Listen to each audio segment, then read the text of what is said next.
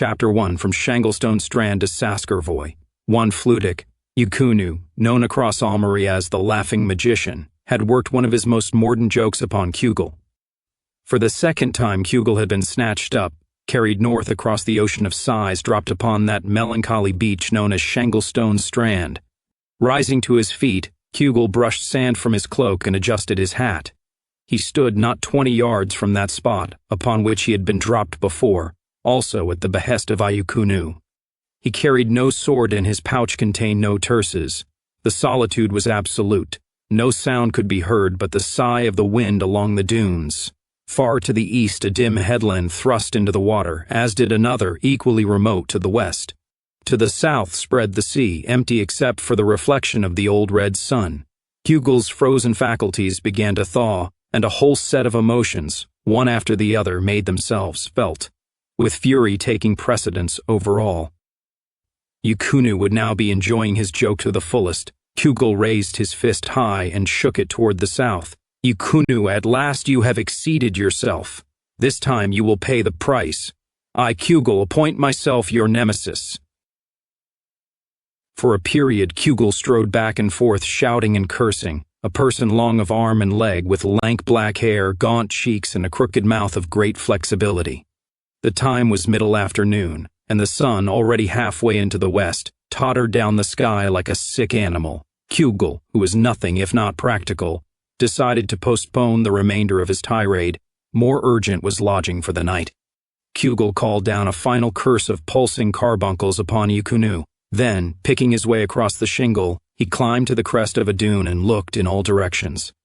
To the north a succession of marshes and huddles of black larch straggled away into the murk. To the east Cugel gave only a cursory glance. Here were the villages Smollett and Grods, and memories were long in the land of cuts. To the south, languid and listless, the ocean extended to the horizon and beyond. To the west, the shore stretched far to meet a line of low hills which, thrusting into the sea, became a headland.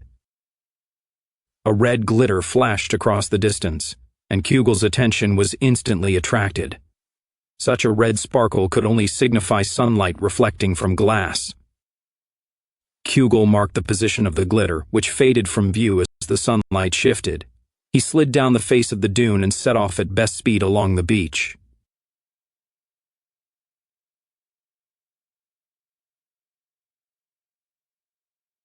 The sun dropped behind the headland. Gray lavender gloom fell across the beach. An arm of that vast forest known as the Great Erm edged down from the north, suggesting a number of eerie possibilities, and Cugel accelerated his pace to a striding bent-kneed lope.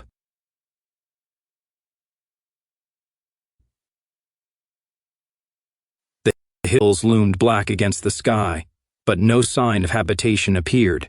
Cugel's spirits sagged low. He proceeded more slowly, searching the landscape with care, and at last, to his great satisfaction, he came upon a large and elaborate manse of archaic design, shrouded behind the trees of an untidy garden.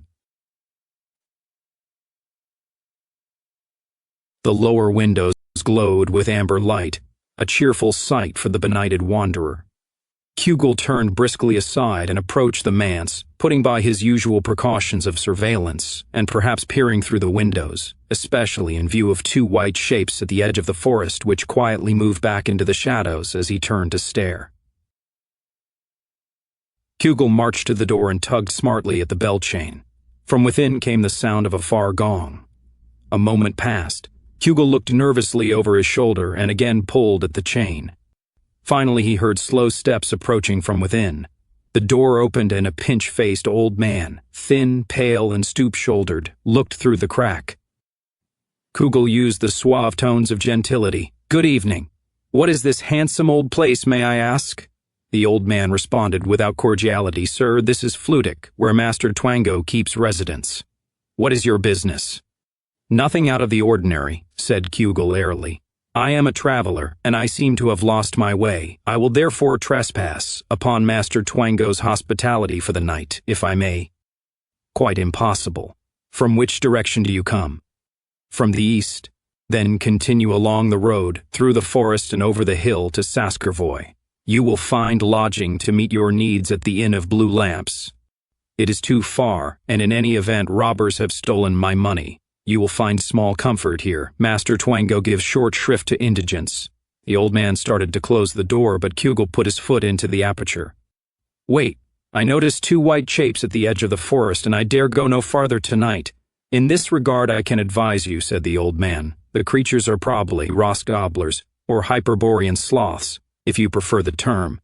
Return to the beach and wade 10 feet into the water. You will be safe from their lust. Then tomorrow you may proceed to Saskervoy. The door closed. Cugel looked anxiously over his shoulder.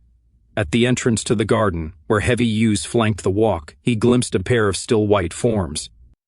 Cugel turned back to the door and jerked hard at the bell chain. Slow steps padded across the floor, and once again the door opened. The old man looked out. Sir? The ghouls are now in the garden. They blocked the way to the beach. The old man opened his mouth to speak, then blinked as a new concept entered his mind. He tilted his head and spoke craftily. You have no funds. I carry not so much as a groat. Well then, are you disposed toward employment? Certainly, if I survive the night. In that case you are in luck.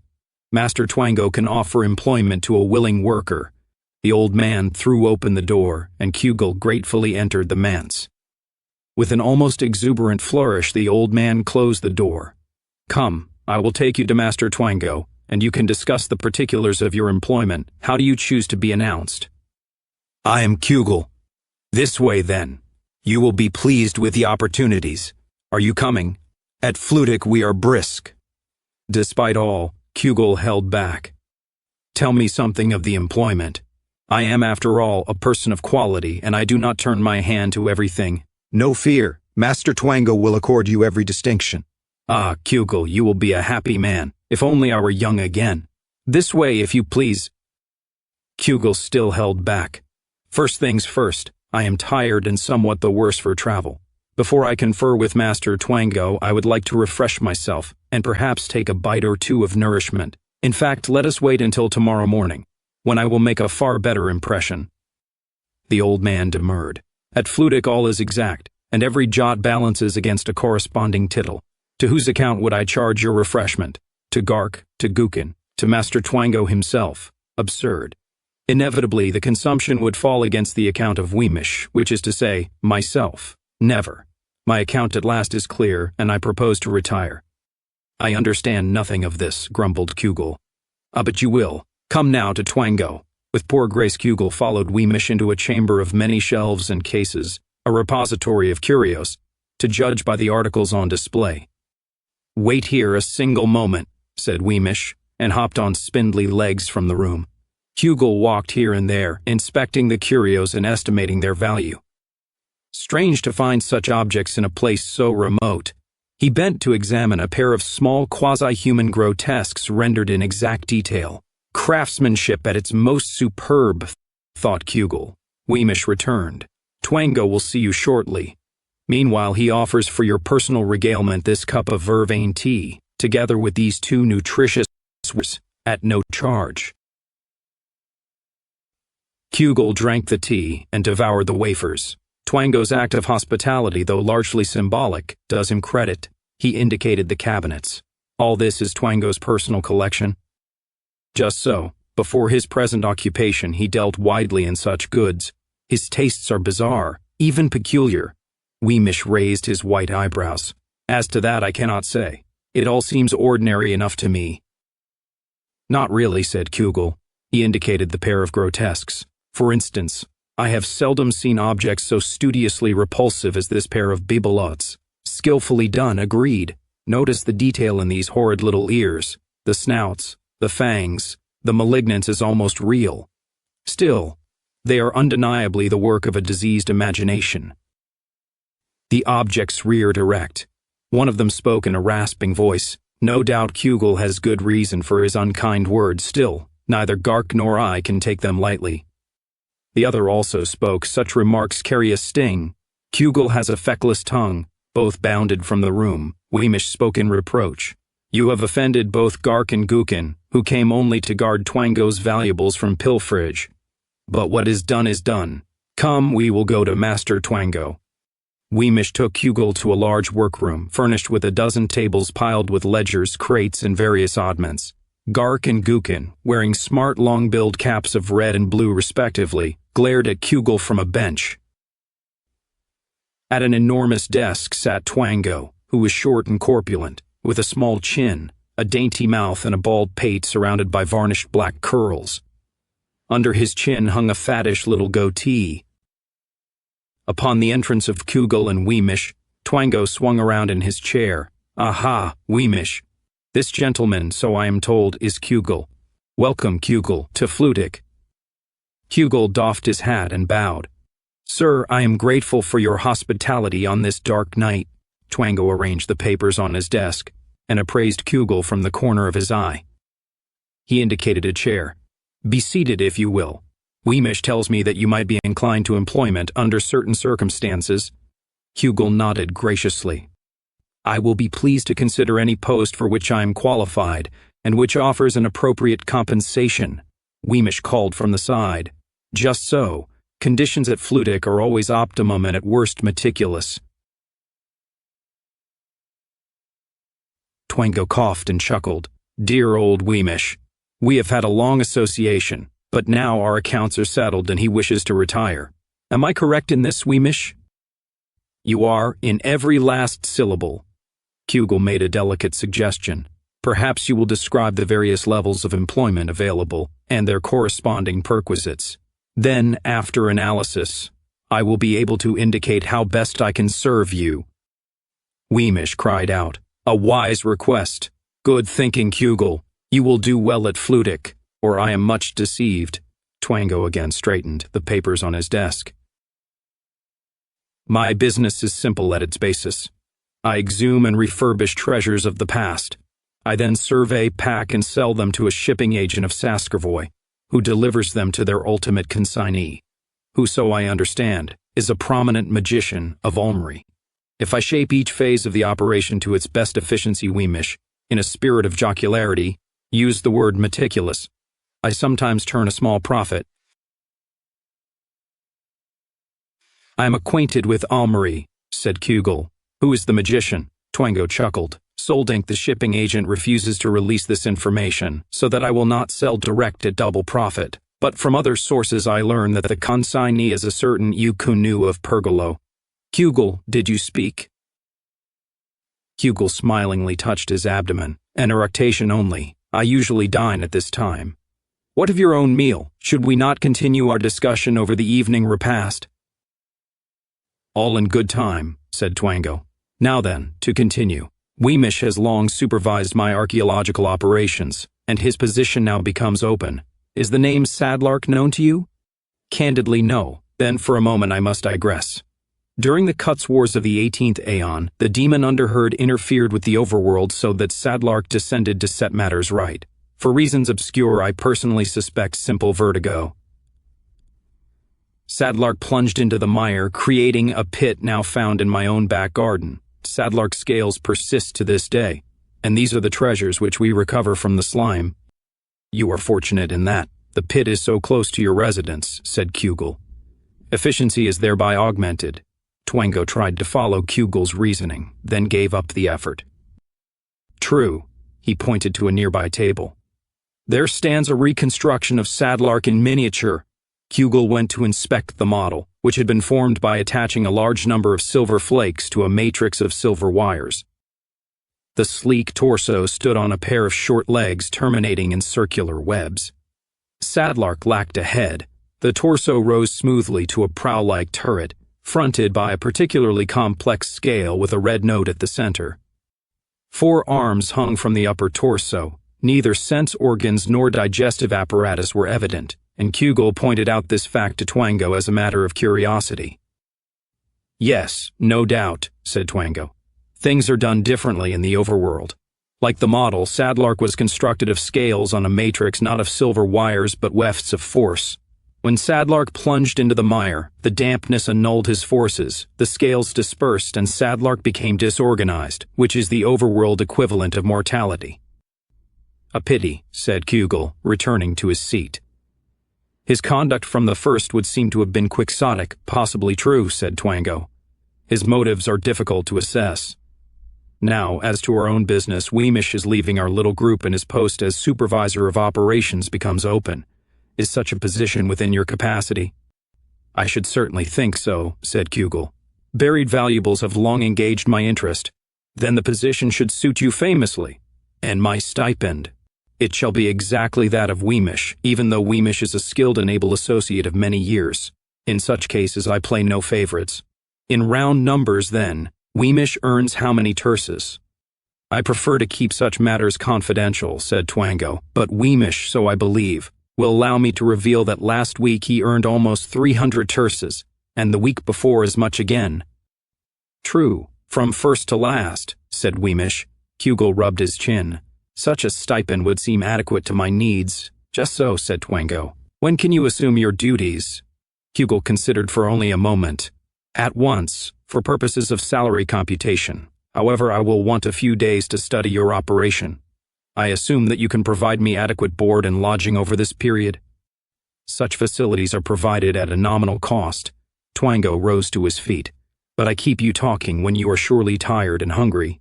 Weemish, as his last official duty, will take you to the refectory, where you may dine to your selection. Then you may rest in whatever style of accommodation you find congenial. Cugel, I welcome you into our employ. In the morning we can settle the details of your compensation. Come, cried Weemish, to the refectory. He ran limping to the doorway where he paused and beckoned. Come along, Cugel. At Flutic one seldom loiters. Cugel looked at Twango. Why is Weemish so animated, and why must one never loiter? Twango shook his head in fond bemusement. Weemish is a nonpareil. Do not try to match his performance. I could never hope to find another like him. Weemish called again. Come, Cugel. Must we stand here while the sun goes out? I am coming, but I refuse to run blindly through this long dark corridor. This way then, after me. Cugel followed Weemish to the refectory, a hall with tables to one side and a buffet loaded with viands to the other. Two men sat dining. The first, a person large and thick-necked with a florid complexion, a tumble of blonde curls, and a surly expression, ate broad beans and bread. The second, who was as lean as a lizard, with a dark leathery skin, a narrow bony face and coarse black hair, consumed a meal no less austere, of steamed kale, with a wedge of raw onion for savor.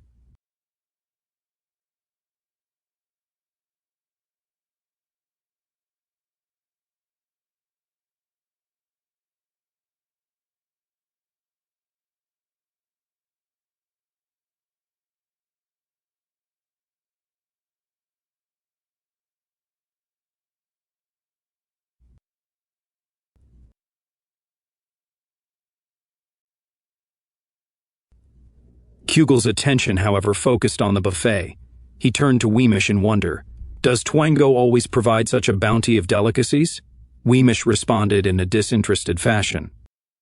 Yes, this is usually the case. The two men yonder, who are they? To the left sits Yelleg, the other is Malser. They comprise the workforce, which you will supervise.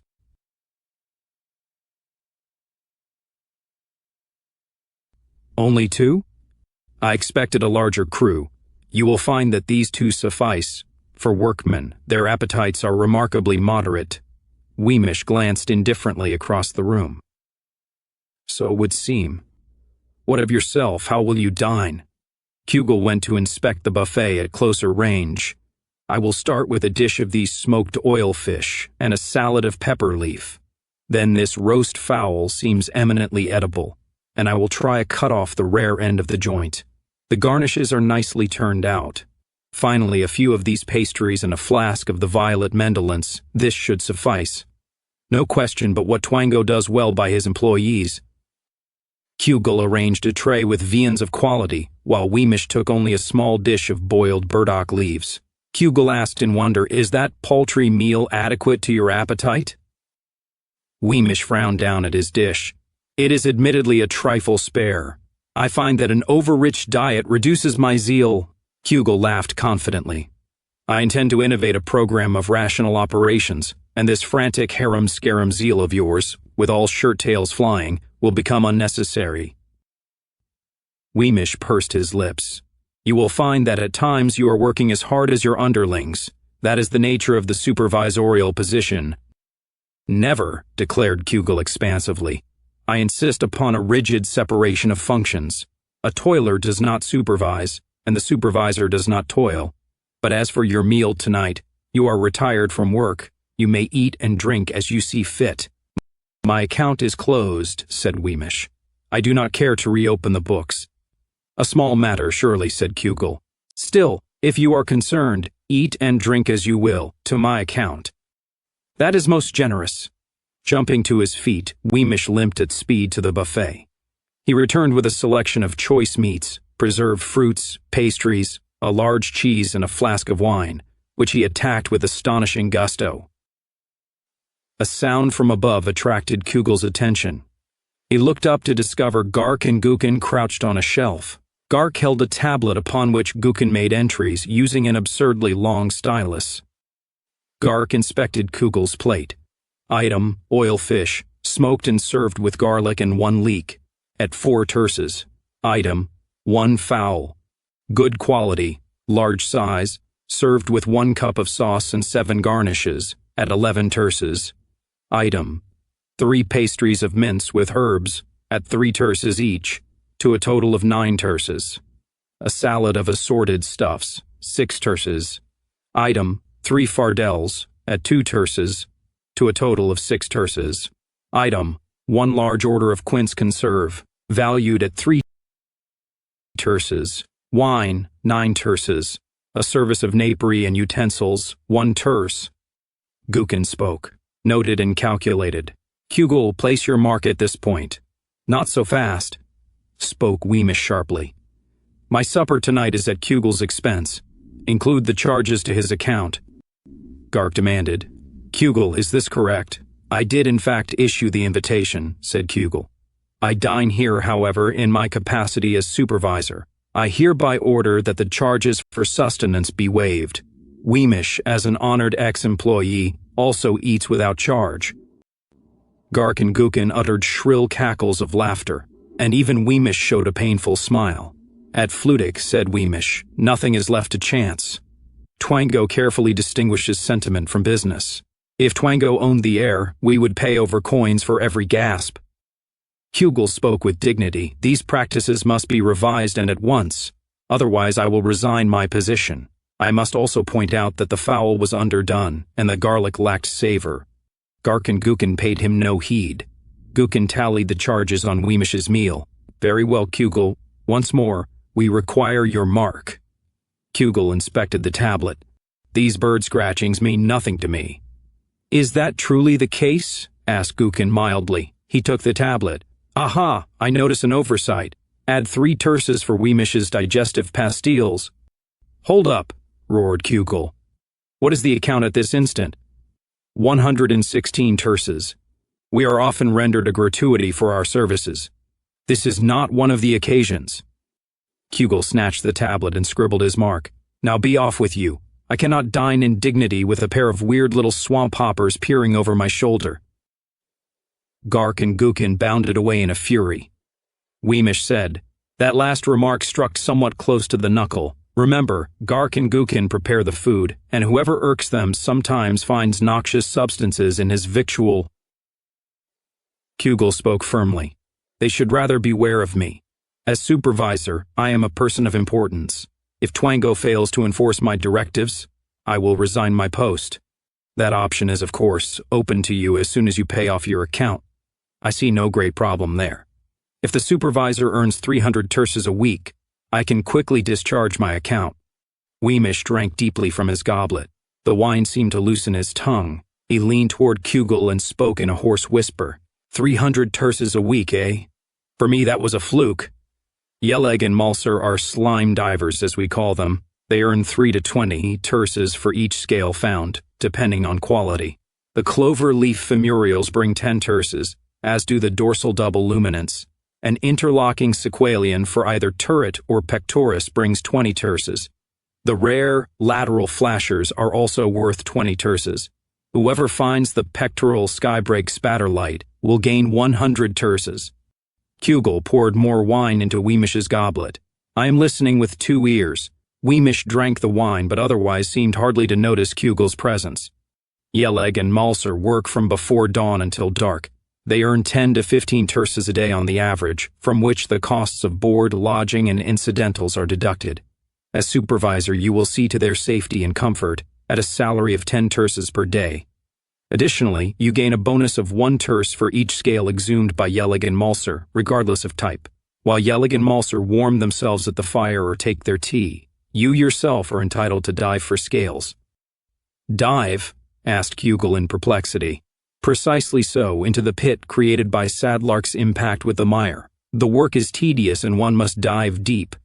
Recently, here Weemish drank an entire goblet of wine at a gulp. I scratched into a whole nest of good quality scales with many specials among them, and the next week, by great good fortune, I did the same. Thus I was able to amortize my account, and I have elected to retire on the instant. Cugel's meal had suddenly gone tasteless. And your previous earnings? On good days I might earn as much as Yeleg and Malser. Cugel turned his eyes to the ceiling. With an income of 12 terces a day and expenses 10 times as much, how does one profit by working? Your question is to the point. First of all, one learns to dine without reference to subtle distinctions. Also, when one sleeps the sleep of exhaustion, he ignores the decor of his chamber. As supervisor, I will make changes. But Cugel spoke with little conviction. Weemish, now somewhat befuddled, held up a long white finger. Still, do not overlook the opportunities. They exist, I assure you, and in unexpected places. Leaning forward, Weemish showed Cugel a leer of cryptic significance. Speak on, said Cugel. I am attentive. After belching, swallowing another draught of wine, and looking over his shoulder, Weemish said, I can only emphasize that, to overcome the wiles of such as Twango, the most superb skills are necessary. Your remarks are interesting, said Cugel. May I refill your goblet? With pleasure. Weemish drank with satisfaction, then leaned once more toward Cugel. Would you care to hear a great joke? I would indeed. Weemish spoke in a confidential whisper. Twango considers me already in my dotage. Leaning back in his chair, Weemish showed Cugel a gap-toothed grin. Cugel waited, but Weemish's joke had been told. Cugel laughed politely. What an absurdity, is it not? When by a most ingenious method I have settled my accounts, tomorrow I will leave Flutic and spend several years traveling among the fashionable resorts. Then let Twango wonder as to who is in his dotage, he or I. I have no doubt as to his verdict. In fact, all is clear except the details of your ingenious method. Weemish gave a wincing grimace and licked his lips, as vanity and bravado struggled against the last reeling elements of his caution. He opened his mouth to speak. A gong sounded, as someone at the door pulled hard on the bell rope. Weemish started to rise, then with a careless laugh subsided into his chair. Cugel, it now becomes your duty to attend to late visitors, and to early visitors as well. I am supervisor of operations, not general lackey, said Cugel. A noble hope, said Weemish wistfully. First you must cope with Gark and Gukin, who enforce all regulations to the letter. They will learn to walk softly in my presence. The shadow of a lumpy head and a dapper long-billed cap fell over the table. A voice spoke. Who will learn to walk softly? Cugel looked up to find Gukin peering over the edge of the shelf. Again the gong sounded. Gukin called out, Cugel, to your feet, answer the door. Weemish will instruct you in the routine. As supervisor, said Cugel, I hereby assign you to this task. Be quick. In response, Gukin flourished a small 3-stranded knout, each thong terminating in a yellow sting.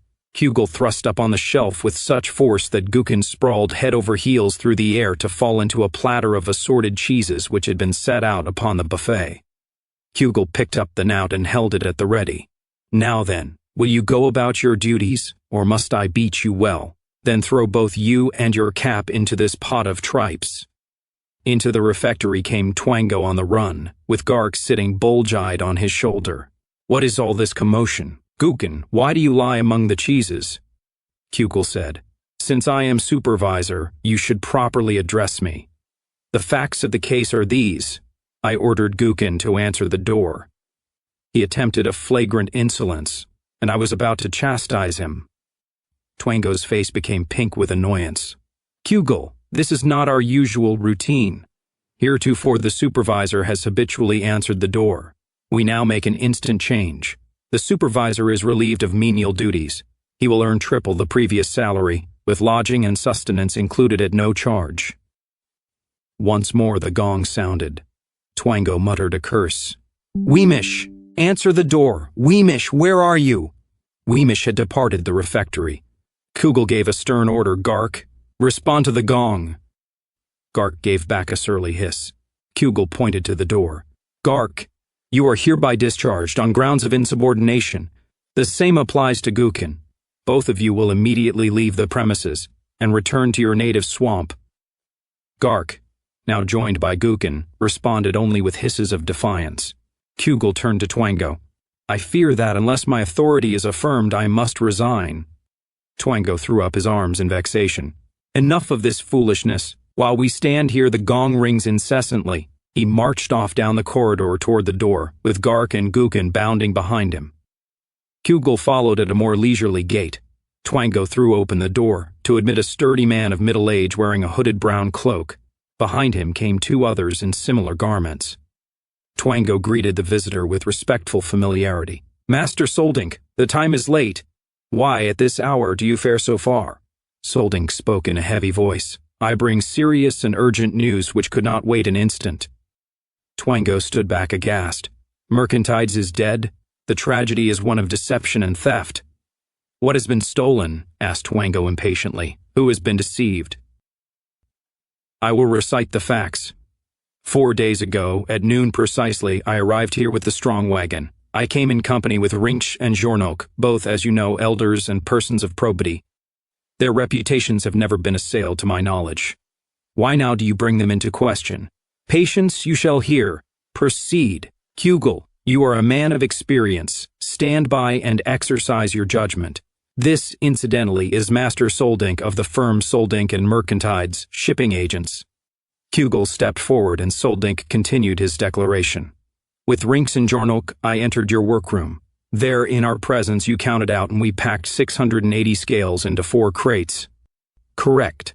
There were 400 ordinaries, 200 specials, and 80 premium specials of unique character, just so. Together and in the presence of Weemish, we packed the crates, scaled them, affixed bands and plaques. I suggest that Weemish be summoned, that he may put his wisdom to the solution of our mystery. Gark, Iucounu, be so good as to summon Weemish. Still, Master Soldink, you have not defined the mystery itself. I will now do so. With yourself, Weemish, Rinch, Jornok, and myself on hand, the scales were encased as always in your workroom. Weemish then, to our supervision, placed the cases upon the wheeled carrier, and we complimented him both for the nicety in which he had decorated the carrier and his care to ensure that the cases might not fall to the ground. Then, with Rinch and me in the lead, you and Jornok behind, Weemish carefully rolled the cases down the corridor, pausing, so I recall, only long enough to adjust his shoe and comment to me upon the unseasonable chill. Precisely so. Continue. Weemish rolled the carrier to the wagon and the cases were transferred into the strong box, which was immediately locked. I wrote a receipt to you, which Rinch and Jornok countersigned, and on which Weemish placed his mark as witness. Finally, I paid over to you your money and you gave me the receipted invoice. We drove the wagon directly to Saskervoy, where, with all formality, the cases were transferred into a vault for dispatch to Far Almery. And then, today, Mercantides thought to verify the quality of the scales. I opened a case, so carefully certified to find only lumps of mud and gravel. Thereupon all cases were investigated. Each case contained nothing but worthless soil, and there you have the mystery. We hope that either you or Weemish can help us resolve this shocking affair, or, failing that, refund our money. The last possibility is out of the question. I can add nothing to your statement.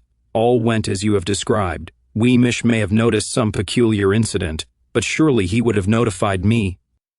Still, his testimony may suggest an area of investigation, if only he would present himself.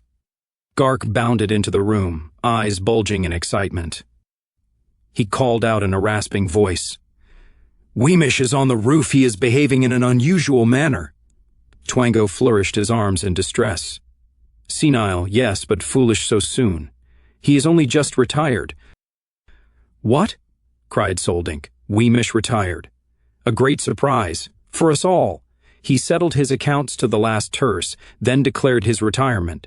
Most odd, said Soldink. We must bring Weemish down from the roof, and at once with Gark bounding ahead, Twango ran out into the garden, with Soldink, Rinch, Yornok, and Cugel coming after. The night was dark, illuminated only by a few sickly constellations. Light from within, striking up through the roof panes, showed Weemish walking a precarious route along the ridge. Twango called out, "Weemish, why are you walking on high? Come down at once."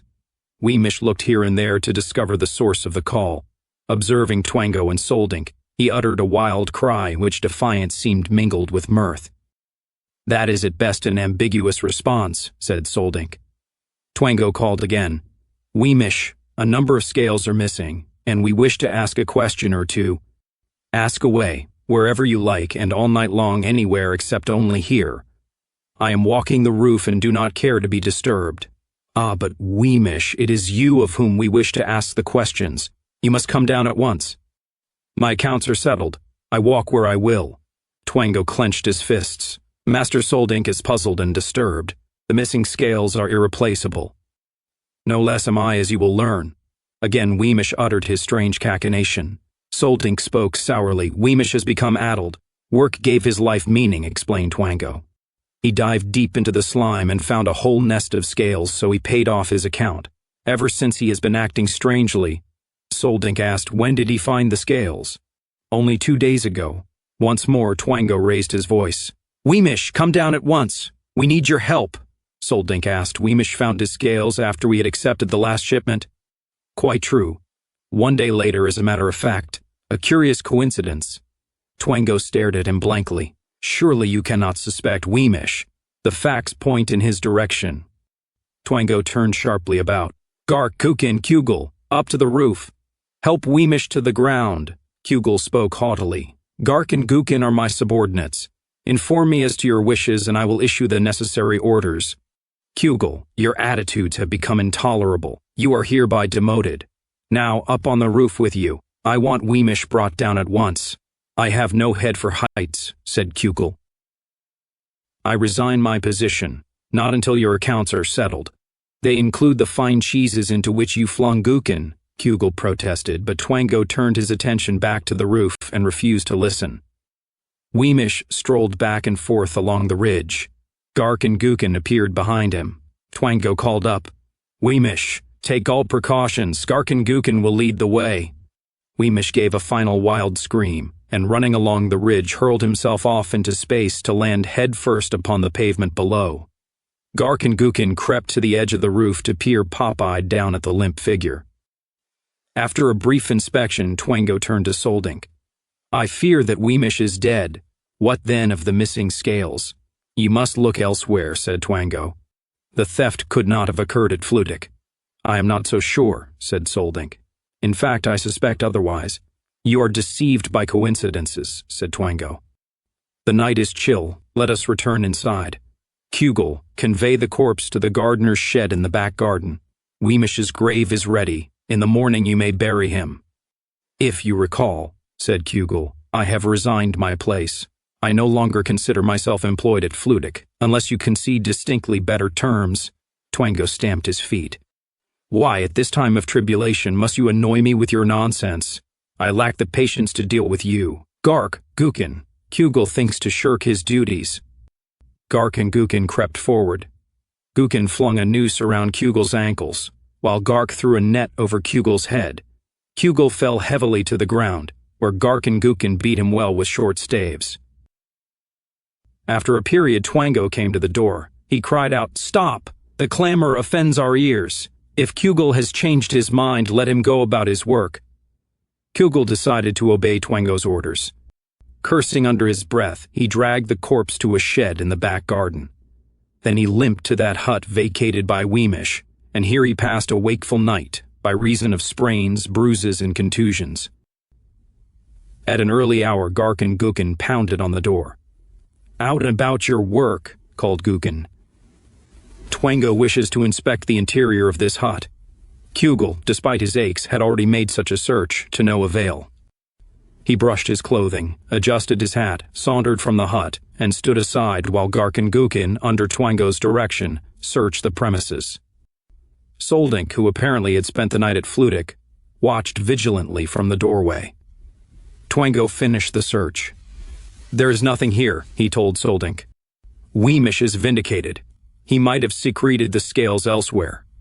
"Unlikely. The scales were packed while you watched. Under close guard they were taken to the wagon. You yourself, with Rinch and Jornok, transferred the cases to your wagon. Weemish had no more opportunity to steal the scales than I myself." "Then how do you explain Weemish's sudden wealth? He found a nest of scales. Is that so bizarre?" Soldink had nothing more to say. Departing Flutic, he returned over the hill to Saskervoy. Twango called a staff meeting in the refectory. The group included Yeleg, Malser, Cugel, and Bilbert, the feeble-minded gardener. Iucounu crouched on a high shelf, monitoring the conduct of all. Twango spoke somberly. "I stand here today in sorrow. Poor Weemish, while strolling in the dark, suffered an accident and is no longer with us. Sadly, he did not live to enjoy his retirement. This concept alone must give us all cause for reflection. There is other news no less disturbing. 4 cases of scales, representing great value, have somehow been preempted or stolen. Does anyone here have information, no matter how trivial, concerning this heinous act?" Twango looked from face to face. "No, in that case I have no more to say. All to their tasks, and let Weemish's lucky find be an inspiration to all. One final word. Since Cugel is unfamiliar with the routines of his work, I ask that all extend to him the hand of cheerful good fellowship, and teach him whatever he needs to know. All to work, then, at speed and efficiency." Twango called Cugel aside. "Last night we seem to have had a misunderstanding as to the meaning of the word supervisor. At Flutic, this word denotes a person who supervises the comfort and convenience of his fellow workers, including me, but who by no means controls their conduct." "That distinction has already been made clear," said Cugel shortly. "Precisely so. Now, as your first duty, you will bury Weemish. His grave is yonder, behind the bilberry bush. At this time you may select a site and excavate a grave for yourself, in the unhappy event that you should die during your tenure at Flutic." "This is not to be thought of," said Cugel. "I have far to go before I die." "Weemish spoke in much the same terms," said Twango. "But he is dead, and his comrades are spared, a melancholy task, since he dug, tended, and decorated a fine grave." Twango chuckled sadly. "Weemish must have felt the flutter of the black bird's wings. Only 2 days ago I found him cleaning and ordering his grave, and setting all to rights." 2 days ago? Cugel considered. This was after he had found his scales. True, he was a dedicated man. "I trust that you, Cugel, as you live and work at Flutic, will be guided by his conduct." "I hope to do exactly that," said Cugel. "Now you may bury Weemish. His carrier is yonder in the shed. He built it himself, and it is only fitting that you use it to convey his corpse to the grave." "That is a kind thought." With no further words, Cugel went to the shed and brought out the carrier, a table rolling on 4 wheels.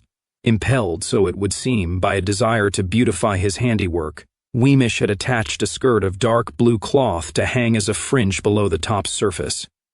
Cugel loaded Weemish's body upon the carrier and rolled it out into the back garden. The carrier functioned well, although the top surface seemed insecurely attached to the frame. Odd, thought Cugel, when the vehicle must carry valuable cases of scales. Making an inspection, Cugel found that a peg secured the top surface to the frame. When he pulled away the peg, the top pivoted and would have spilled the corpse had he not been alert. Cugel investigated the carrier in some detail, then wheeled the corpse to that secluded area north of the manse which Weemish had selected for his eternal rest. Cugel took stock of the surroundings. A bank of meridian trees dangled long festoons of purple blossoms over the grave. Gaps in the foliage allowed a view along the beach and over the sea. To the left, a slope grown over with bitterbush and syrinx descended to the pond of black slime. Already Yeleg and Malser were at work. Hunching and shuddering to the chill, they dived from a platform into the slime. Pulling themselves as deep as possible by means of weights and ropes, They groped for scales, and at last emerged panting and gasping and dripping black ooze. Cugel gave his head a shake of distaste, then uttered a sharp exclamation as something stung his right buttock. Jerking about, he discovered Gark watching from under the broad leaf of a madder plant. He carried a small contrivance by which he could launch pebbles, and which he had evidently used upon Cugel. Gark adjusted the bill of his red cap and hopped forward. "Work at speed, Cugel. There is much to be done." Cugel deigned no response. With all dignity he unloaded the corpse, and Gark took his leave. Wemish indeed had maintained his grave with pride. The hole, 5 feet deep, had been dug square and true, although at the bottom and to the side the dirt seemed loose and friable. Cugel nodded with quiet satisfaction. Quite likely, Cugel told himself, not at all unlikely. With spade in hand, he jumped into the grave and prodded into the dirt. From the corner of his eye, he noticed the approach of a small figure in a red cap. Gark had returned, hoping to catch Cugel unaware, and fair game for another skillfully aimed pebble. Cugel loaded the spade with dirt, swung it high up and over, and heard a gratifying squawk of surprise. Cugel climbed from the grave. Gark squatted at a little distance, shaking the dirt from his cap. "You are careless where you throw your dirt." Cugel, leaning on his spade, chuckled. "If you skulk through the bushes, how can I see you? The responsibility is yours. It is my duty to inspect your work. Jump down into the grave, where you may inspect at close range." Gark's eyes bulged in outrage, and he gnashed the chitinous parts of his mouth. "Do you take me for a numbskull? Get on with your work. Twango will not pay good terces for idle hours of dreaming." "Gark, you are stern," said Cugel. "Well, if I must, I must." Without further ceremony, he rolled Wemish into his grave, covered him over, and tamped down the mold. So passed the morning. At noon, Cugel made an excellent lunch of braised eel with ramp and turnips, a conserve of exotic fruits, and a flask of white wine. Yelleg and Mulser, lunching upon coarse bread and pickled acorns, watched sidelong in mingled surprise and envy. During the late afternoon, Cugel went out to the pond to assist the divers as they finished work for the day. First Mulser emerged from the pond, hands like claws, then Yelleg. Cugel flushed away the slime with water piped from a stream, then Yelleg and Mulser went to a shed to change clothes, their skin shriveled in lavender from the cold.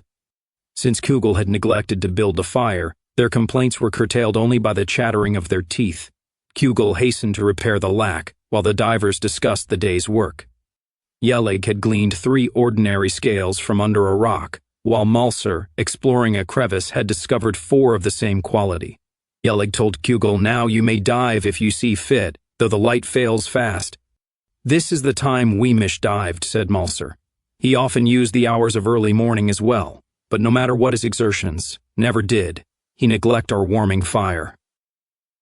"It was an oversight on my part," said Cugel. "I am not yet accustomed to the routine." Yelleg and Mulser grumbled somewhat more, then went to the refectory, where they dined on boiled kelp. For his own meal, Cugel took first a tureen of hunter's goulash, with morels and dumplings. For a second course, he selected a fine cut of roast mutton, with a piquant sauce, assorted side dishes, and a rich red wine. Then, for dessert, he devoured a large dish of mungberry trifle. Yelleg and Mulser, on their way from the refectory, stopped to advise Cugel. "You are consuming meals of excellent quality, but the prices are inordinate. Your account with Twango will occupy your efforts for the rest of your life." Cugel only laughed and made an easy gesture. "Sit down, and allow me to repair my deficiencies of this afternoon. Gark, 2 more goblets, another flask of wine, and be quick about it." Yelleg and Mulser willingly seated themselves. Cugel poured wine with a generous hand, and refilled his own goblet as well. He leaned comfortably back in his chair. "Naturally," said Cugel, "the possibility of exorbitant charges has occurred to me. Since I do not intend to pay, I care not a fig for expense." Both Yelleg and Mulser murmured in surprise. "That is a remarkably bold attitude." "Not altogether. At any instant the sun may lurch into oblivion. At this time, were I to owe Twango 10,000 terces for a long series of excellent meals, my last thoughts would be happy ones." Both Yelleg and Mulser were impressed by the logic of the concept, which had not previously occurred to them. Yelleg mused. Your point seems to be that if one's debt to Twango hovers always at 30 or 40 terces, it might as well be 10,000. Malser said thoughtfully. 20,000 or even 30,000 would seem an even more worthy debt. This is an ambition of truly great scope, declared Yelleg. As of this moment, I believe that I will try a good slice of that roast mutton. And I as well, said Malser. Let Twango worry about the cost. Cugel, I drink to your health. Twango jumped from a nearby booth, where he had sat unseen. I have heard the whole of this base conversation. Cugel, your concepts do you no credit. Gark, Gukin. In the future, Cugel must be served only the grade 5 cuisine, similar to that formerly enjoyed by Weemish. Cugel only shrugged. If necessary, I will pay my account. That is good news, said Twango. And what will you use for terces? I have my little secrets, said Cugel. I will tell you this much. I intend notable innovations in the scale-gathering process. Twango snorted incredulously. Please perform these miracles in your spare time. Today you neglected to dust the relics. You neither waxed nor polished the parquetry. You failed to dig your grave, and you neglected to carry out the kitchen wastes. Gark and Gukin must carry out the garbage, said Cugel. While I was still supervisor, I rearranged the work schedule. Gark and Gukin, on the high shelf, set up a protest. The schedule is as before, said Twango. Cugel, you must observe the regular routine. He departed the room, leaving Cugel, Yelleg, and Malser to finish their wine. Before sunrise, Cugel was awake and abroad in the back garden, where the air was damp and chill, and heavy with silence. Bottle yew and larch imposed silhouettes in a ragged fringe around the mulberry-gray sky. Mist lay in low ribbons across the pond. Cugel went to the gardener's shed, where he secured a stout spade. Somewhat to the side, under a lush growth of pawnswort, he noticed an iron tub, or trough, 10 feet long by 3 feet wide, built to a purpose not now in evidence. Cugel examined the trough with care, then went to the back of the garden. Under the Merhadian tree, he started to dig the grave ordained by Twango. Despite the melancholy nature of the task, Cugel dug with zest. The work was interrupted by Twango himself, who came carefully across the garden, wearing his black gown and a bicorn hat of black fur to guard his head against the bite of the morning chill. Twango paused beside the grave. I see that you have taken my censure to heart. You have worked to good effect, but why, may I ask, have you dug so close to poor Weemish? You will lie essentially side by side. Quite so. I feel that Weemish, were he allowed one last glimmer of perception, would take comfort in the fact. Twango pursed his lips.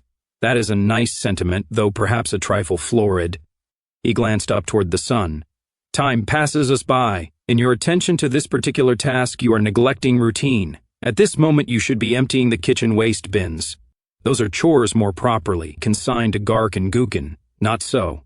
The handles are too high. Let them use smaller bins. I have more urgent work at hand, such as the efficient and rapid recovery of Sadlark's scales. Twango peered sharply sidewise. What do you know about such matters? Like Weemish, I bring a fresh viewpoint to bear. As you know, Weemish made a notable success. True. Yes, quite so. Still, we cannot turn Flutic topsy-turvy for the sake of possibly impractical speculation. Just as you like, said Cugel. He climbed from the grave and for the rest of the morning worked at menial tasks, laughing and singing with such verve that Gark and Gukin made a report to Twango. At the end of the afternoon, Cugel was allowed an hour to his own devices. He laid a spray of lilies on Weemish's grave, then resumed digging in his own grave.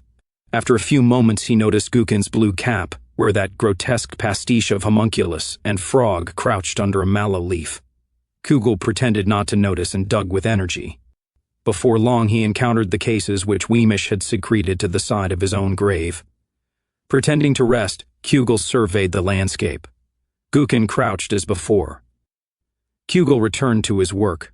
One of the cases had been broken open, presumably by Weemish, and all its contents removed except for a small parcel of 20 low-value specials, left behind perhaps by oversight. Cugel tucked the parcel into his pouch, then covered over the case, just as Gukin came hopping across the sward. Cugel, you have overstayed your time. You must learn precision. Cugel responded with dignity. You will notice that I am digging my grave, No matter. Yeleg and Malser are in need of their tea. All in good time, said Cugel. He climbed from the grave and went to the gardener's shed where he found Yeleg and Malser standing hunched and numb. Yeleg cried out, "Tea is one of the few free perquisites rendered by Twango.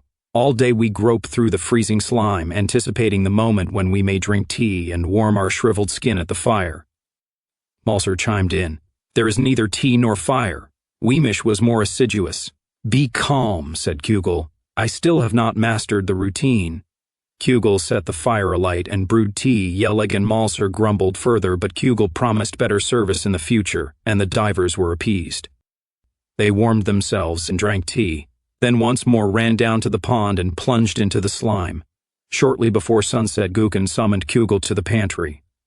He indicated a tray upon which rested a silver goblet. "This is Twango's tonic, which you must serve to him every day at this time." "What?" cried Cugel. "Is there no end to my duties?" Iucounu responded only with a croak of indifference. Cugel snatched up the tray and carried it to the workroom. He found Twango sorting scales, inspecting each in turn through a lens, then placing it into one of several boxes, his hands encased in soft leather gloves. Cugel put down the tray. "Twango, a word with you." Twango, with lens to his eye, said, "At the moment, Cugel, I am occupied. As you can see, I serve this tonic under protest. Once again I cite the terms of our agreement, by which I became supervisor of operations at Flutic. This post does not include the offices of valet, scullion, porter, dog's body, and general roustabout. Had I known the looseness of your categories," Twango made an impatient gesture. "Silence, Cugel. Your peevishness grates on the nerves. Still, what of our agreement? Your position has been reclassified. The pay remains the same, so you have no cause for dissatisfaction." Twango drank the tonic. "Let us hear no more on the subject. I might also mention that Weemish customarily donned a white coat before serving the tonic. We thought it a nice touch." Twango went back to his work, referring on occasion to the pages of a large leather-bound book hinged with brass and reinforced with brass filigree. Cugel watched sourly from the side. Presently he asked, "What will you do when the scales run out?" "I need not concern myself for some time to come," said Twango primly. "What is that book?" "It is a work of scholarship, and my basic reference, Haruviot's intimate anatomy of several overworld personages. I use it to identify the scales. It is invaluable in this regard." "Interesting," said Cugel. "How many sorts do you find?" "I cannot specify exactly." Twango indicated a group of unsorted scales. "These gray-green ordinaries are typical of the dorsal areas. The pinks and vermilions are from under the torso. Each has its distinctive chime." Twango held a choice gray-green ordinary to his ear and tapped it with a small metal bar. He listened with eyes half closed. "The pitch is perfect. It is a pleasure to handle scales such as this." "Then why do you wear gloves?" "Aha, much that we do confuses the layman. Remember, we deal with stuff of the overworld. When wet it is mild, but when dry it often irks the skin." Twango looked to his diagram and selected one of the specials. "Hold out your hand." "Come, Cugel, do not cringe. You will not suddenly become an overworld imp, I assure you of this." Cugel gingerly extended his hand. Twango touched the special to his palm. Cugel felt a puckering of the skin and a stinging as if at the abrasive suck of a lamprey. With alacrity he jerked back his hand. Twango chuckled and returned the scale to its position. "For this reason I wear gloves when I handle dry scales." Cugel frowned down at the table. "Are also acrid. You were stung by a turret frontal lapidative, which is quite active. These juncture spikes are somewhat easier. The pectoral skybrake spatterlight, so I suspect, will prove to be the most active of all, as it controlled Sadlark's entire web of forces. The ordinaries are mild except upon long contact. Amazing how these forces persist across the eons. What is time in the overworld? The word may not even enter the parlance. And speaking of time, Weemish customarily devoted this period to diving for scales. Often he worked long hours into the night. His example is truly inspiring. Through fortitude, persistence, and sheer grit, he paid off his account. "My methods are different," said Cugel. "The results may well be the same. Perhaps in times to come you will mention the name Cugel to inspire your staff. I suppose that it is not impossible." Cugel went out into the back garden. The sun had set. In the twilight, the pond lay black and lusterless. Cugel went to work with a fervor which might have impressed even Wemish. Down to the shore of the pond he dragged the old iron trough, then brought down several coils of rope. Daylight had departed, save only for a streak of metallic eggplant along the ocean's horizon. Cugel considered the pond, where at this time of day Wemish was wont to dive, guided by the flicker of a single candle on the shore. Cugel gave his head a sardonic shake and sauntered back to the manse. Early in the morning, Cugel returned to the pond. He knotted together several coils of rope to create a single length, which he tied from a stunted juniper on one side of the pond to a bullthorn bush on the other, so that the rope stretched across the center of the pond. Cugel brought a bucket and a large wooden tub to the shore. He launched the trough upon the pond, loaded tub and bucket into his makeshift scow, climbed aboard, and then, tugging on the rope, pulled himself out to the middle. Yelig and Malser, arriving on the scene, stopped short to stare. Cugel also noted the red and blue caps of Gark and Iucounu where they lurked behind a bank of heliotrope. Cugel dropped the bucket deep into the pond, pulled it up, and poured the contents into the tub. 6 times he filled and emptied the bucket, then pulled the scow back to shore. He carried a bucket full of slime to the stream, and using a large sieve, screened the stuff in the bucket. To Cugel's amazement, when the water flushed away the slime, 2 scales remained in the sieve, an ordinary and a second scale of remarkable size, with elaborate radiating patterns and a dull red note at the center. A flicker of movement, a darting little arm, Cugel snatched at the fine new scale, but too late. Iucounu started to bound away. Cugel jumped out like a great cat and bore Iucounu to the ground. He seized the scale, kicked Iucounu's meager haunches to project him 10 feet through the air. Alighting, Iucounu jumped to his feet, brandished his fist, chattered a set of shrill curses. Cugel retaliated with a heavy clod. Iucounu dodged, then turned and ran at full speed toward the manse. Cugel reflected a moment, then scooped a hole in the mold beside a dark blue mitre bush and buried his fine new scale. The ordinary he tucked into his pouch, then went to fetch another bucket of slime from the scow. 5 minutes later, with stately tread, Twango came across the garden. He halted to watch as Cugel sieved a bucketful of slime. "An ingenious arrangement," said Twango. "Quite clever, though you might have asked permission before sequestering my goods to your private use."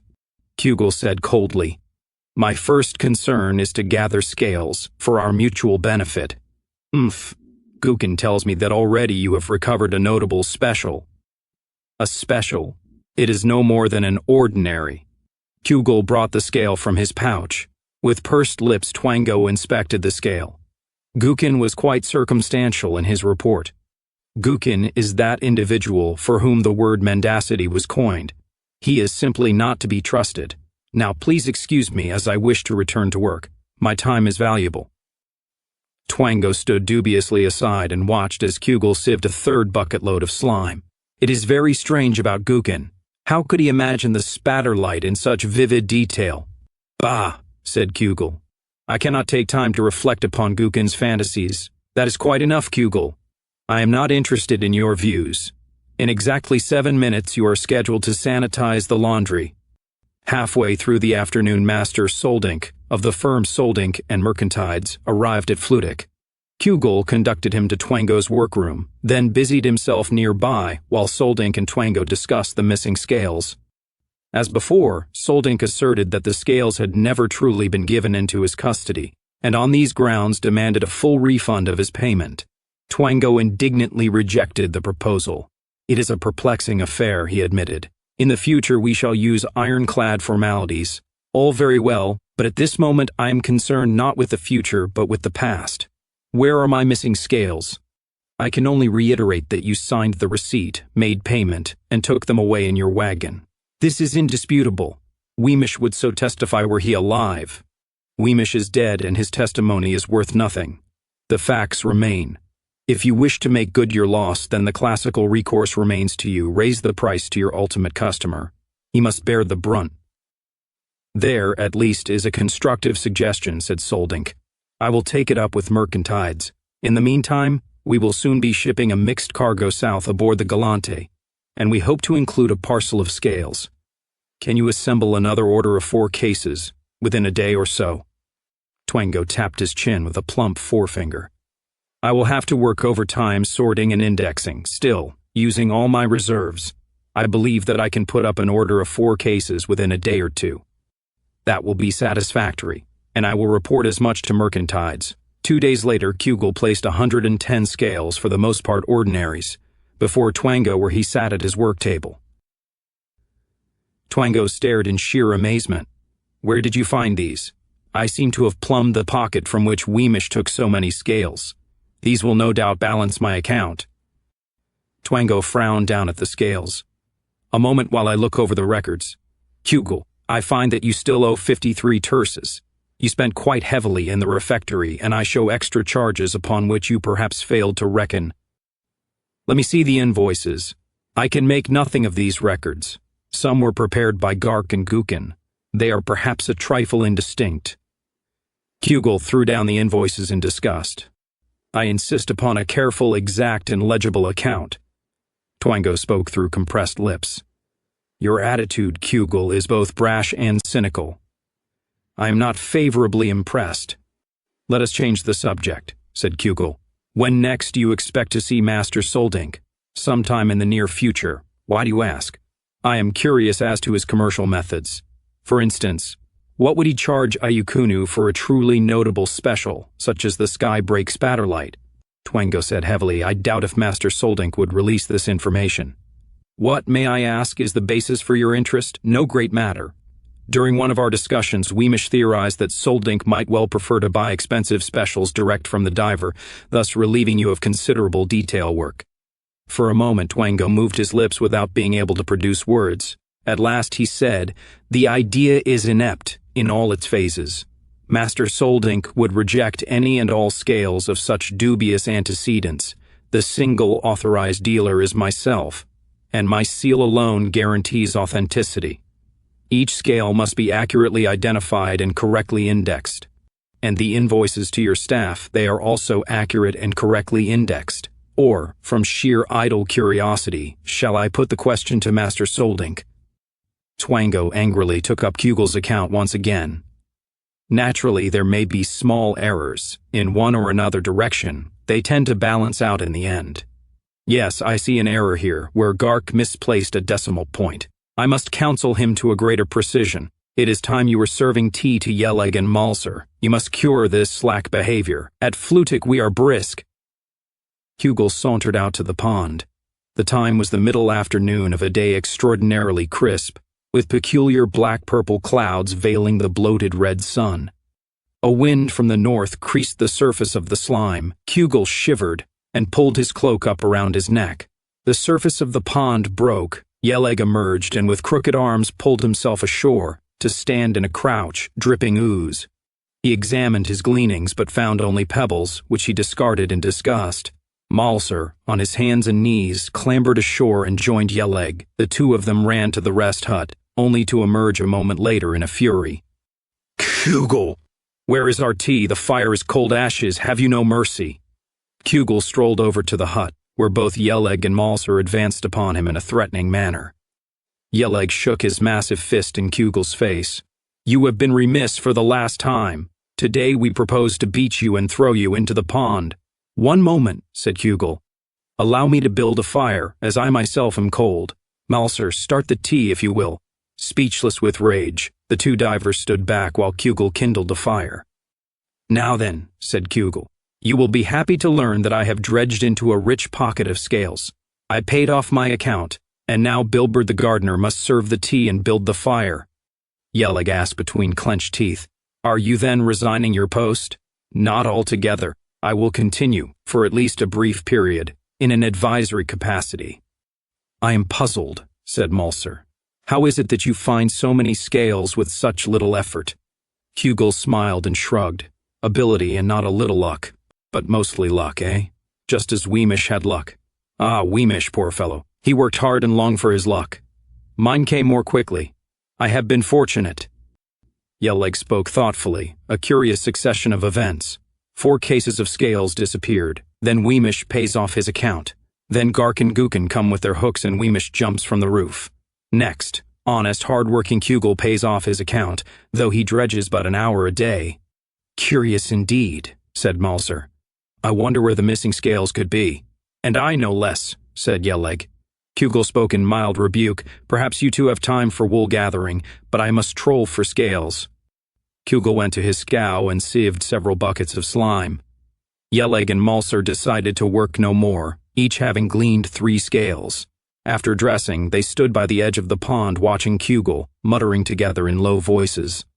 During the evening meal, Yelleg and Malser continued their conversation, from time to time darting glances toward Cugel.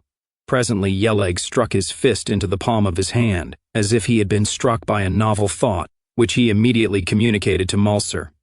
Then both nodded wisely and glanced again toward Cugel. The next morning, while Cugel worked his sieve, Yelleg and Malser marched out into the back garden. Each carried a lily which he laid upon Wemish's grave.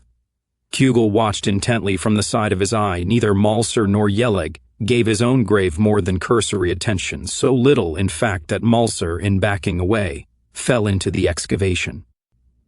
Yelleg helped him up, and the two went off about their work. Cugel ran to the grave and peered down to the bottom. The dirt had broken away from the side wall, and the corner of a case might possibly have been evident to a careful inspection. Cugel pulled thoughtfully at his chin. The case was not conspicuous. Malser, mortified by his clumsy fall, in all probability had failed to notice it. This, at least, was a reasonable theory.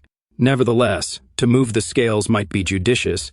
He would do so at the first opportunity. Taking the scow out upon the slime, Cugel filled the tub. Then, returning to the shore, he sieved the muck to discover a pair of ordinaries in the sieve. Twango summoned Cugel to the workroom. Cugel, tomorrow we ship 4 cases of prime scales at precisely noon. Go to the carpenter shop and build 4 stout cases to proper specifications. Then clean the carrier, lubricate the wheels, and put it generally into tip-top shape. There must be no mishaps on this occasion. Have no fear, said Cugel. We will do the job properly. At noon, Soldink, with his companions Rinch and Jornok, halted their wagon before Flutic. Cugel gave them a polite welcome and ushered them into the workroom.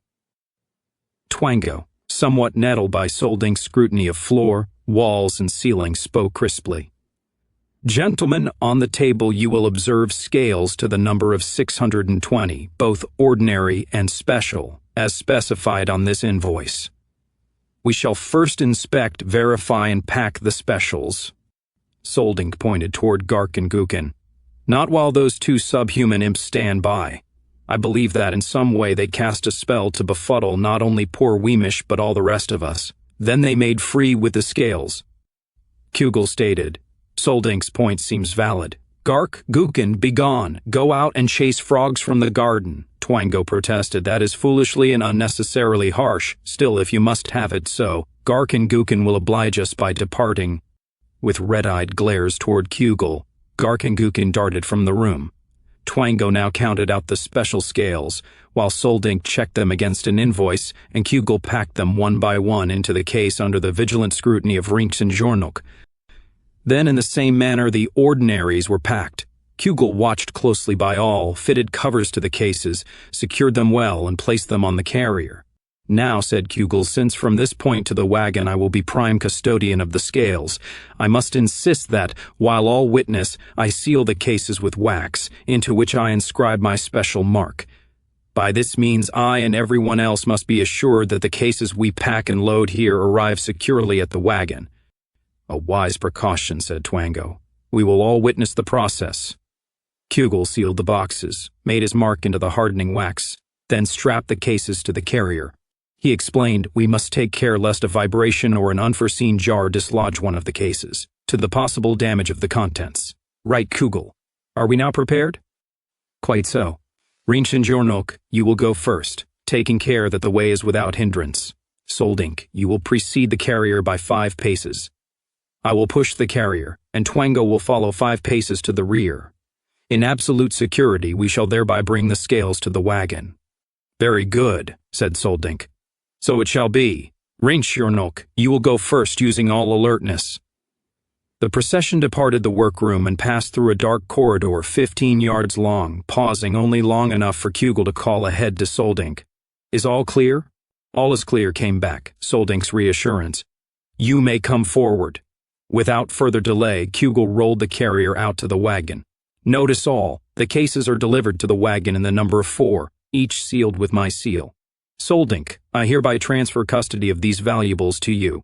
I will now apply more wax, upon which you will stamp your own mark. Very good, my part of the business is done. Twango congratulated Cugel. And done well, Cugel. All was proper and efficient. The carrier looked neat and orderly with its fine coat of varnish, and the neat apron installed by Weemish. Now then, Soldink, if you will render me the receipt and my payment in full, the transaction will be complete. Soldink, still in a somewhat surly mood, gave over the receipt and counted out terces to the stipulated amount. Then, with Rinch and Jornalk, he drove his wagon back to Saskervoy. Cugel meanwhile wheeled the carrier to the shop. He inverted the top surface on its secret pivot to bring the 4 cases into view. He removed the lids, lifted out the packets, put the broken cases into the fire, and poured the scales into a sack. A flicker of motion caught his attention. Cugel peered sideways and glimpsed a smart red cap disappearing from view at the window. Cugel stood motionless for 10 seconds. Then he moved with haste. He ran outside but saw neither Gark nor Gukin, nor yet Yelig nor Malzer, who presumably were diving in the pond. Returning into the shop, Cugel took the sack of scales and ran fleet-footed to that hovel inhabited by Bilberd, the half-witted gardener. Under a pile of rubbish in the corner of the room he hid the sack, then ran back to the shop. Into another sack he poured an assortment of nails, studs, nuts, bolts, and assorted trifles of hardware, and replaced this sack on the shelf. Then, after stirring the fire around the burning cases, he busied himself varnishing the upper surface of the carrier. 3 minutes later, Twango arrived with Gark and Gukin at his heels, the latter carrying long-handled man-hooks. Cugel held up his hand. "Careful, Twango, the varnish is wet!" Twango called out in a nasal voice. "Cugel, let us have no evasion. Where are the scales?" "Scales? Why do you want them now?" "Cugel, the scales, if you please." Cugel shrugged. "As you like." He brought down a tray. "I have had quite a decent morning. 6 ordinaries and a fine special. Notice this extraordinary specimen, if you will. Yes, that is a Malara strangle, which fits over the elbow part of the 3rd arm. It is an exceedingly fine specimen. Where are the others which, so I understand, are numbered in the hundreds?" Cugel looked at him in amazement. "Where have you heard such an extraordinary fantasy? That is a matter of no consequence. Show me the scales or I must ask Gark and Gukin to find them." "Do so by all means," said Cugel with dignity. "But first let me protect my property." He placed the 6 ordinaries in the Malara strangle in his pouch. At this moment Gark, hopping up on the bench, gave a rasping croak of triumph and pulled down the sack Cugel had so recently placed there. "This is the sack. It is heavy with scales." Twango poured out the contents of the sack.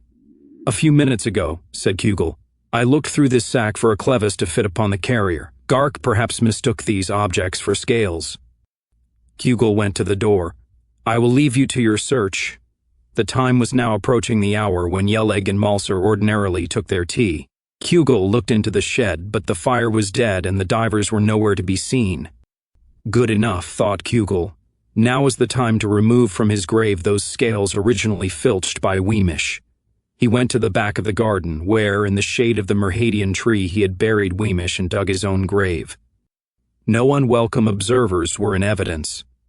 Cugel started to jump down into his grave but stopped short, deterred by the sight of 4 broken and empty cases at the bottom of the hole. Cugel returned to the manse and went to the refectory where he found Bilberd the gardener. "I am looking for Yelig and Malzer," said Cugel. "Have you seen them recently?"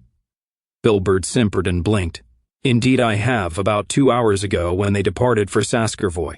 They said that they were done diving for scales." "That is a surprise," said Cugel through a constricted throat. "True," said Bilberd. "Still, one must make an occasional change, otherwise he risks stagnation. I have gardened at Flutic for 23 years, and I am starting to lose interest in the job. It is time that I myself considered a new career, perhaps in fashion design, despite the financial risks." "An excellent idea," said Cugel. "Were I a wealthy man, I would instantly advance to you the necessary capital." "I appreciate the offer," said Bilberd warmly. You are a generous man, Cugel. The gong sounded, signaling visitors. Cugel started to respond, then settled once more into his seat, let Gark or Gukin or Twango himself answer the door. The gong sounded, again and again, and finally Cugel, from sheer vexation, went to answer the summons. At the door stood Soldink, with Rinch and Jornok. Soldink's face was grim. "Where is Twango? I wish to see him at once."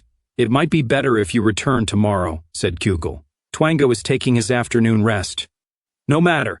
Rouse him out in double-quick time. The matter is urgent. I doubt if he will wish to see you today. He tells me that his fatigue is extreme." "What?" roared Soldink. "He should be dancing for joy. After all, he took my good terces and gave me cases of dried mud in exchange." "Impossible," said Cugel. "The precautions were exact. Your theories are of no interest to me," declared Soldink. "Take me to Twango at once. He is unavailable for any but important matters. I wish you a cordial good day." Cugel started to close the door, but Soldink set up an outcry, and now Twango himself appeared on the scene. He asked, "What is the reason for this savage uproar?" "Cugel, you know how sensitive I am to noise." "Just so," said Cugel. "But Master Soldink seems intent upon a demonstration." Twango turned to Soldink. "What is the difficulty? We have finished our business for the day." Cugel did not await Soldink's reply. As Bilbert had remarked, the time had come for a change. He had lost a goodly number of scales to the dishonesty of Yelig and Malser, but as many more awaited him in Bilbert's hut, with which he must be content. Cugel hastened through the manse. He looked into the refectory, where Gark and Gukin worked at the preparation of the evening meal. Very good, thought Cugel, in fact, excellent. Now he need only avoid Bilbert, take the sack of scales and be away. He went out into the garden, but Bilbert was not at his work. Cugel went to Bilbert's hut and put his head through the door. "Bilbert?" There was no response. A shaft of red light slanting through the door illuminated Bilbert's pallet in full detail. By the diffused light, Cugel saw that the hut was empty.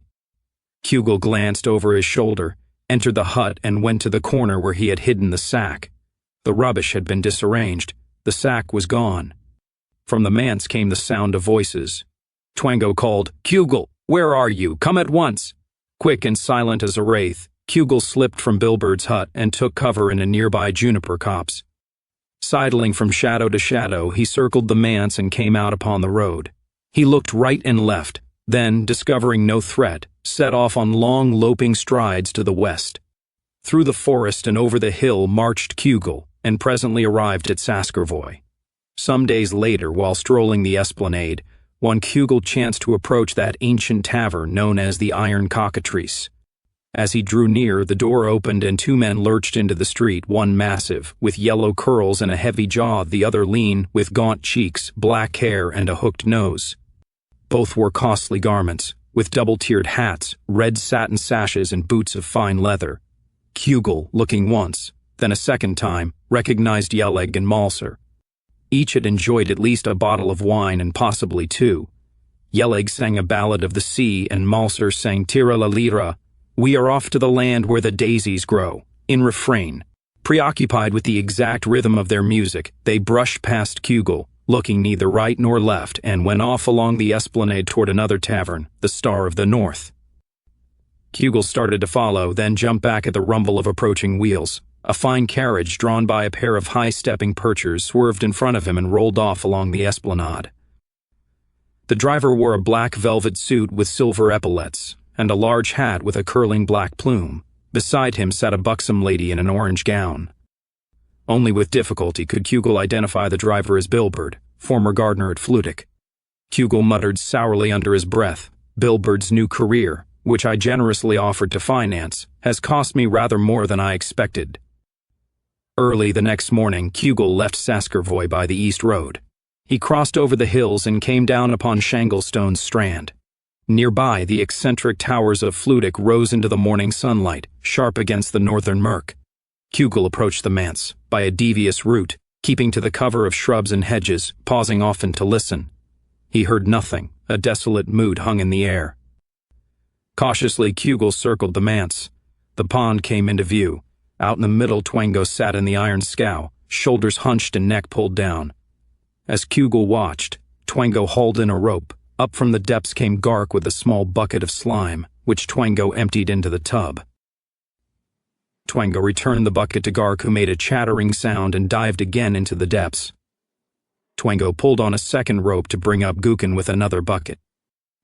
Cugel retreated to the dark blue miter bush. He dug down and, using a folded cloth to protect his hand, retrieved the pectoral skybrake spatterlight. Cugel went to take a final survey of the pond. The tub was full. Gark and Iucounu, two small figures caked with slime, sat at either end of the scow while Twango heaved at the overhead rope.